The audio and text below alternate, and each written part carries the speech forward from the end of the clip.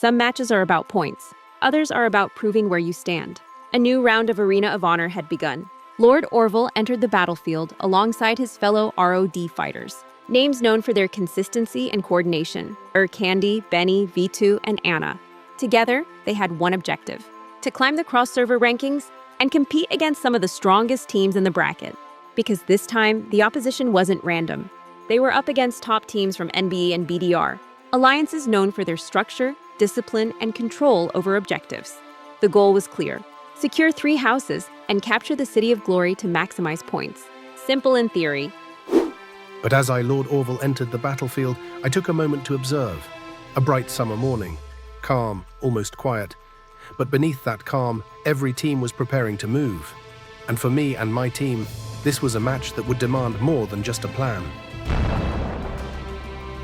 As I scouted the map, the first team I spotted was another ROD group. Familiar names, friends. And in that moment, I already knew we would have to fight each other. In Arena of Honor, alliances don't matter once the match begins. Points do. But then something changed. Instead of engaging immediately, we held back and turned our attention to the third team. And that's when everything became clear. Another ROD member was there, alone, placed into a team full of enemies. In that moment, both sides understood the situation. This wasn't just a 3-team match anymore. It was a battlefield where one side was split and one of our own was surrounded. This is a situation no one wants to be in, but the battle was about to begin. We moved first for the stronghold. If we wanted control later, we needed the army buffs early. There was no hesitation.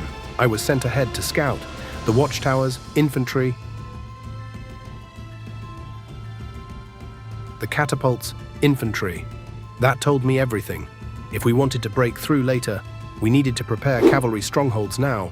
So we adjusted, positions shifted, marches redirected. On the surface, everything looked controlled. But I knew better, because every decision we made, the other teams could see as well, and sooner or later, they would react. But there was no time to waste on theory. Our first hit was already in motion. House Tyrell, our mirror, our direct competition. If we secured it first, we could chain into the next objective and build momentum. Everything depended on timing. Marches were already moving, positions already committed. There was no turning back. Now it wasn't about planning anymore. It was about whether our hit would land in time.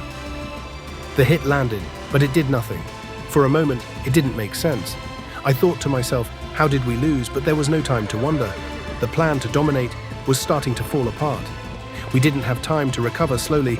We needed the next fight, and I needed us to win. We had one more chance, one last window before the City of Glory opened. Everything came down to House Tyrell. But this time, we weren't alone. The enemy had turned. They were coming for it too. Marches closing in, timers ticking down. If we wanted maximum points, we had to take it now. One final battle, one last fight to decide everything.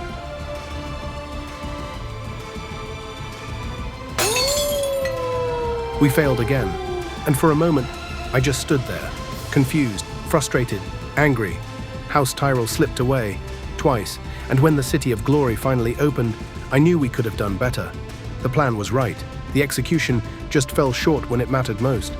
In matches like these, it's not always the big fights that decide the outcome, but the small moments you miss.